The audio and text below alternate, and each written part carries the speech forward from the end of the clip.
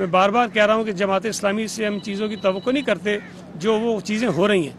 حافظ صاحب جس قسم کی لہجہ استعمال کر رہے ہیں، جس قسم کی بات وہ کر رہے ہیں، میں سمجھتا ہوں کہ انہیں یہ بات سوچنی چاہیے کہ جب اپنے آپ کو میئر کا امیدوار بنا کر پیش کر رہے ہیں اور وہ میئر یا تو پی ٹی آئی کی سپورٹ سے بنیں گے یا پیپلز پارٹی کی سپورٹ سے بنیں گے، تب بھی کسی بھی سپورٹ سے اگر وہ میئر بنے تو کراچی کے میئر کا رویہ یہ نہیں ہونا چاہیے جو اس وقت حافظ صاحب کا ہے۔ جس انداز میں جو دہشت گردی ڈپٹی کمشنر آفس میں پی ٹی آئی کے گنڈوں نے کی ہے، اس پر تو میں سمجھتا ہوں کہ کارروائی ہونی چاہیے۔ یہ تو کوئی طریقہ نہیں ہے۔ اور یہ بھی بتا دوں کہ جماعت اسلامی کے جن لوگوں نے یہ کام کیا ان پہ بھی ایف آئی آر ہوئی ہے۔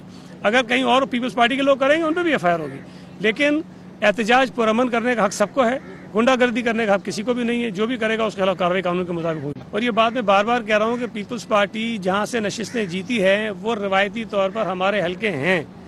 ہم جہاں سے جیتے ہیں وہاں کسی کو حیران اور پریشان ہونے کی ضرورت نہیں ہے۔